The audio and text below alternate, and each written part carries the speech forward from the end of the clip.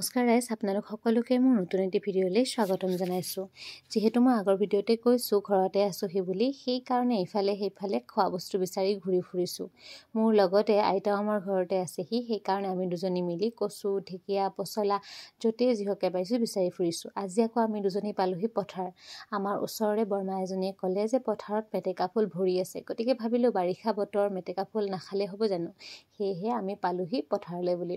সঁচাকৈ ইমান বেছি ফুলি আছে, ছিঙিবলৈ লাগি গ'লোঁ যিমানখিনি পাৰোঁ সিমানখিনি। আপোনালোকে যিসকলে খোৱা নাই তেওঁলোকে এবাৰ হ'লেও খাই চাব। ফুলবিধ দেখিব যিমান বেছি ধুনীয়া, খাই আকৌ তাতকৈ বেছি ধুনীয়া লাগে। মই বিৰাট ভাল পাওঁ। আমি ভাজি কৰিও খাওঁ আৰু কিছুমানে পিঠাগুড়িৰ লগত জোল কৰি খায়, সেইবিধো কিন্তু মোৰ খুব বেছি ভাল লাগে। এনেদৰে আমি এমোনা মেটেকা ফুল পালোঁ আৰু সেইখিনি লৈ ঘৰলৈ বুলি উভতিলোঁ। এতিয়া মেটেকা ফুল ছিঙাৰ সময়, কেইদিনমান পাছত ভুই ৰোৱাৰ সময়, মাত্ৰ পথাৰলৈ অহা সময়। এই সময়খিনি কিন্তু মোৰ খুব বেছি ভাল লাগে। ভুই ৰোৱা ভিডিঅ' আপোনালোকলৈ আগবঢ়াম। এয়া আমি এমোনা মেটেকা ফুল লৈ ঘৰলৈ বুলি উভতিলোঁ। পানীখিনি ইমান ফটফটীয়া হৈ আছিল যে খোজ দিওঁতে দেহা হাত পৰি গ'ল। যিহেতু ঘৰতে আছোঁ, ইফাল সিফাল বিভিন্ন শব্দ হৈ আছে কিন্তু ভইচ অভাৰ কৰোঁতে। এয়া ঘৰলৈ আনি বাচি কুটি আমি ধুনীয়াকৈ খালোঁ। আজিলৈ ইমানেই, বাই।